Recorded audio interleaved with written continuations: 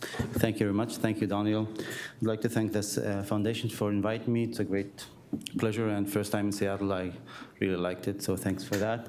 My topic is navigating the cervical spine. I would like to show you, well, these are my disclosures, have nothing to do with this talk. I would like to show you the recent current literature about navigating the cervical spine. It's not a lot, but a few of those you already have seen from the previous speakers. And then I will show you how we do it in Munich. We have experience with navigation for the last 8 years now. We've started with a 3D fluoroscopy, then region matching, and now the intraoperative CT for the last year. And we do navigate all pedicle screws in the spine. And we are roughly doing 1,500 instrumented cases a year, so we have gained a lot of experience with navigation. And I would like to finish off by showing you a few of the cases where you really do need navigation. Looking at the literature, it's mostly about instrumentation, how to put screws in the patient using navigation, and a few case reports or case series about how you can use it for tumor resection.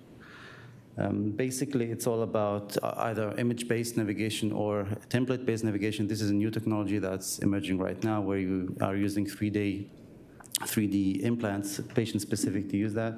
And there were even a few papers about stereotactic navigation, but I'm obviously not going to go into that. It's just silly and not really practical and not really an emerging technology.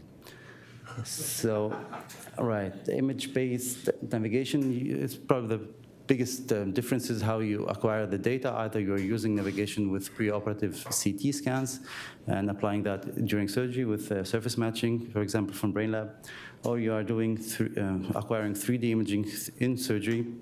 For that, you either can use a CT scan or a 3D fluoroscopy, as you can see here. Is there a pointer on this? It doesn't be working. Okay. So, but there are major differences. If you are using a CT, a preoperative CT scan, you can see that the image is CT quality, it's excellent. And there are major differences when you use the 3D fluoroscopy. Either one, the upper one, you see that the 3D fluoroscopy from Arcadis is not as good as the O-arm and is not as good as the CT, obviously. So this is, I'm sorry? No. So depending on what you use, you have different qualities of imaging, and this will impact the way you do surgery. Looking at the literature, we just saw this paper from, no, we did not. This is a paper about odontoid fracture, 10 patients, 8 navigation and 2 without. Just probably, not much to learn from that, just a feasibility paper. You see, the previous talker showed us that I really don't see the added value of using navigation, but if you have it, why not use it? It just, doesn't hurt. But with 2D fluoroscopy, you're also able to do these kind of surgeries. Looking at lateral mass screws, the cervical spine, also a thing that we do not use for navigation because you really are able to put, in most cases, a lateral mass screw only according to the anatomy. It's a clear anatomy. But this is a paper looking at 20 patients conventional versus 20 patients with navigation using surface matching with preoperative CT, and they did find that with navigation, obviously, the accuracy is much higher, but it didn't have any clinical relevance because the way you put the screw, you're really not able to hit something important unless you're really unlucky. So that's why we don't use navigation for lateral mass screws, only for pedicle screws of the cervical spine. And this is the most important issue in cervical navigation, how to put pedicle screws in the cervical spine, because the range of error there is really small. The pedicles are tiny, 4 millimeters of width, and the screw is about 3.5 to 4 millimeters, so you don't really have a margin of error there. And if you do have a misplacement, you either hit the vertebral artery, which could have catastrophic results, or you hit the nerve root, or if you're really unlucky, the spinal cord. So this is a paper looking at 30 patients conventional versus 32 patients with navigation for pedicle screws. These are the tough screws, C3 to C6, really tough anatomy. And you can see clearly that the rate of gross malpositioning is higher with the freehand approach if you compare it with a navigation approach, which is really relevant in these kind of cases because they only had one vertebral artery injury and they had to switch to C2 laminar hooks. But in our own practice, when we started putting pedicle screws in the cervical spine, we also had some bad cases. I'm showing you a few of them afterwards in the disaster case. session, but for pedicle screws of the cervical spine, it's really important to use navigation because you otherwise may hurt the patient a lot. There's also a paper looking at navigation. They here used surface matching using pedicle screws, comparing that to the freehand approach. And this is a German group from 2005. This is a really well-known spine surgeon, one of the pioneers in Germany at least.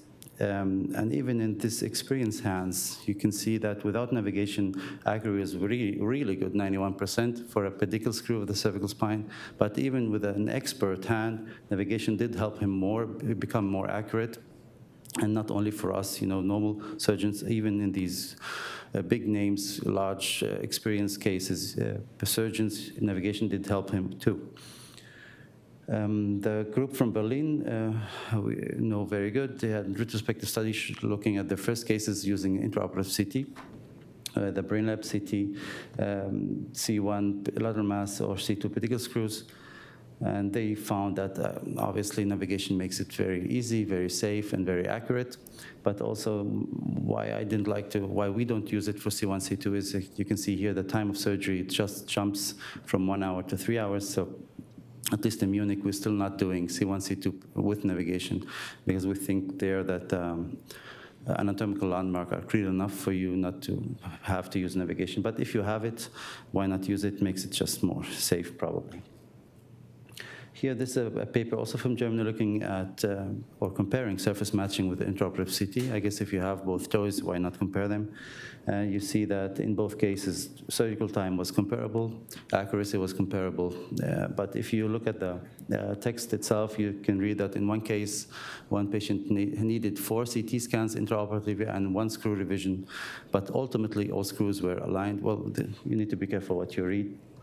But probably with every new toy you get, you need a few weeks or months for everyone to get acquainted with that. So if you have it, you need to use it. Now, the emerging technology with templates this is a 3D patient-specific templates where you can buy. It takes a few weeks to come based on CT scans, and then you can use these templates for a pedicle screw of the cervical spine. This is a Chinese paper with 48 screws. You see here that the accuracy was very good, but like every other Chinese paper, no complication, no revision. And the template was $100. So it's an option. If you don't have a navigation device and you don't do this routinely, probably a template is an option. This is a second Chinese paper, also 25 patients, 88 screws, using the same kind of technology where you have to, buy or get it, probably online, then wait a few weeks to get the template. Here again, no complications, no revisions, of course. But if you look at the number of cases with screw deviation 2 to 4 millimeters, which is not significant because the pedicle itself, it's also only a few millimeters. So this is kind of relevant, 4%. And this is cheaper, $50 per vertebrae, which is really, not much money considering the millions we're spending on navigation devices. This is a paper just came out a few months back from India.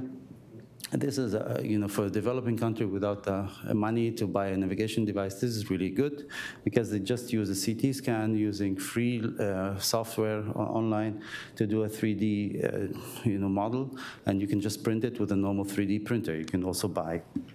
And they use it for a trauma case, which is really smart because here you don't have the time to wait a few weeks until the template is getting there. So they just did it themselves. And just showing that how they did it sounds very nice and smart. So if you don't have navigation or you don't want to wait a few weeks for a template, you just can do one yourself probably.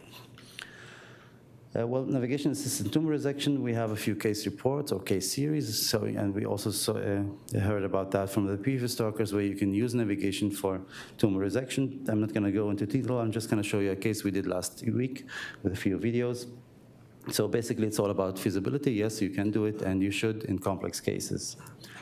The problem is not only putting a screw, is how to control the screw. This is a major issue.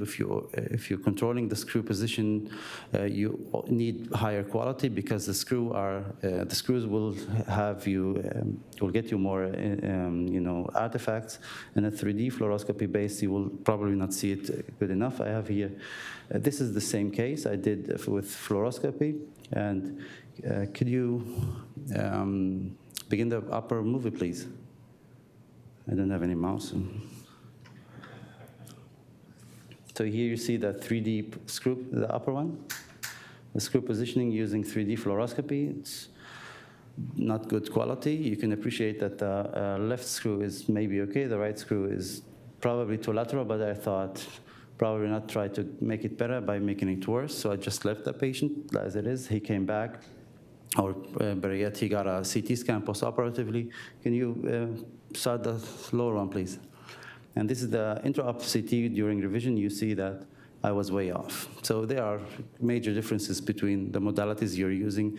And if you're doing revision cases, or if you want to control the screw, you probably need higher quality than the 3D fluoroscopy.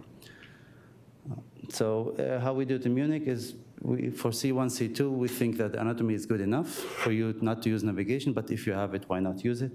We just want to spare time, so we don't. And we basically use navigation only for pedicle screws of the cervical spine. We started using more and more of those for the last years because now the navigation is allowing us to do it with more accuracy, and we feel safe doing that. A few years back, we just did lateral mass screws for all cases, but now in deformity cases, big tumor cases, or infection cases where you do not want to go from the anterior approach at all, you just do pedicle screws from posterior. So this is the setup, this is the oral arm setup. It took us also a few months to figure that out, how to put the patient, what position, where to put the arm. And because of the line of sight issue, as you can see, nothing between the frame and the camera, and the scrub nurse is not in between you guys. So it's the best setup we found for cervical screws, or cervical navigation, better yet. Lateral incision, you can't emphasize that enough. For cervical pedicle screws, the trajectory is 40 to 60 degrees, so it's like going like this.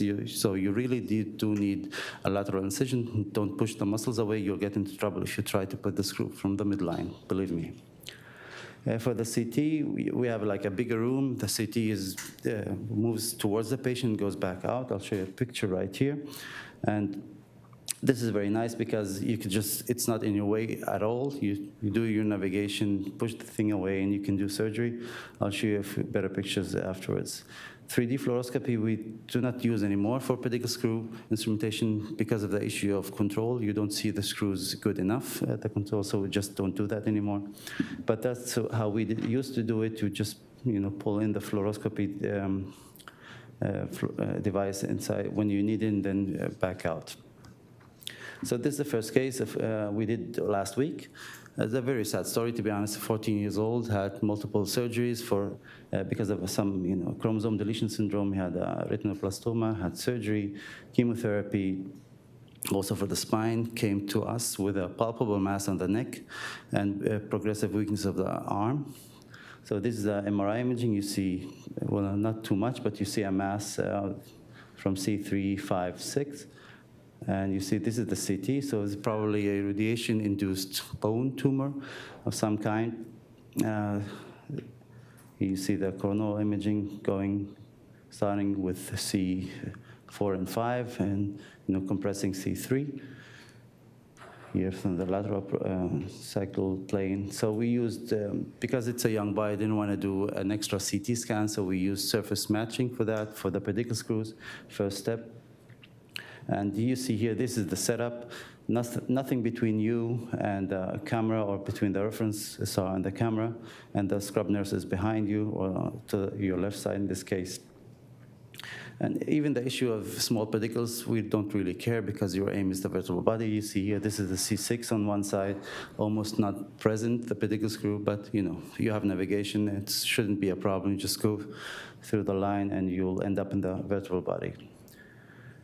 Here again, lateral incision is very, very important. Pedicle screws of cervical spine. This is the other side. You had a pedicle. This is a 4.0 screw. So the pedicle is as big as your screw. You don't have really any room for error there.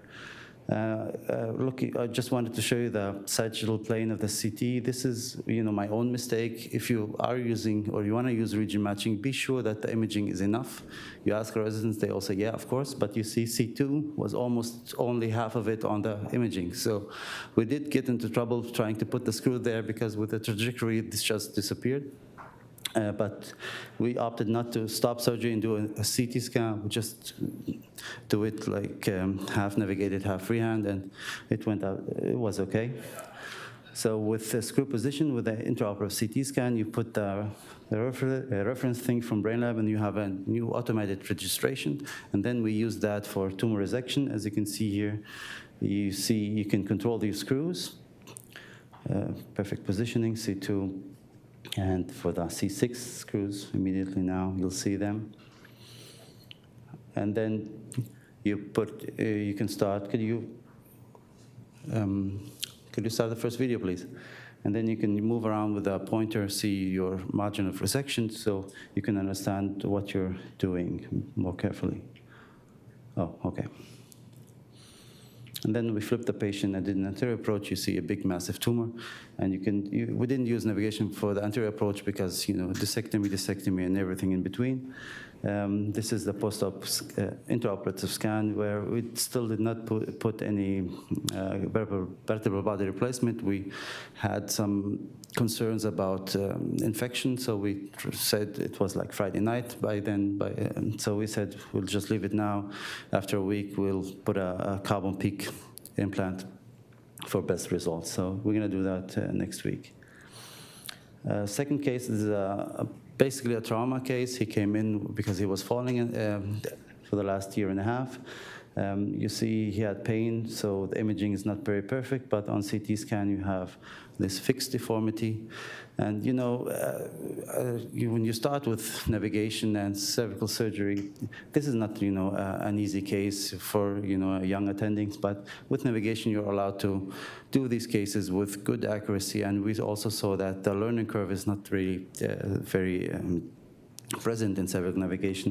So here I decided to do pedicle screw instrumentation, do a posterior approach, pediculotomy, and try to do repositioning.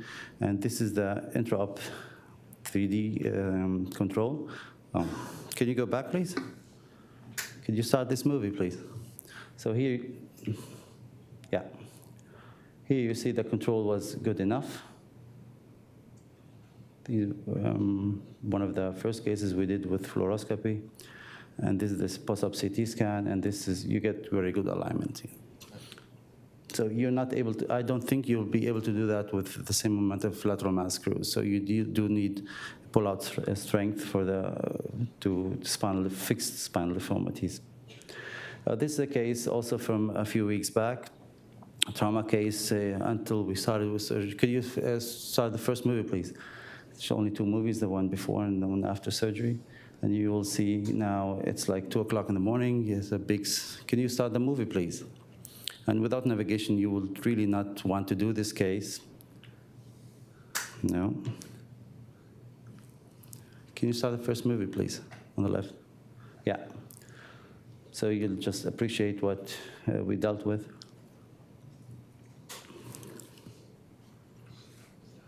So, yeah. So this is a big case. You're really not able to do that with an anterior approach. So could you start the second movie now? So with navigation, you're able to do not only perfect screw position, but also reduction and realignment. And again, don't want to bother you with 3 o'clock in the morning, but you're tired, and this is hard enough. Without navigation, it wasn't really feasible. So in conclusion, lateral mass pass screws, if you have navigation, you should use it, why not? But we don't feel that it has an added benefit for, clinical benefit. It would prolong OR time significantly, but if you have the time and the devices, just use them. You should use navigation, any kind of navigation for cervical pedicle screws, because otherwise you may end up hurting the patient a lot. And if you do so, please use lateral skin incisions. Don't use it through the midline, because the muscle pressure will, change your trajectory. We think that in some cases, the 3D fluoroscopy is not good enough for screw control. Tumor resection data is still lacking, but as you saw from the other speakers also, it is helpful in complex cases, helps you understand the anatomy better. Thank you very much.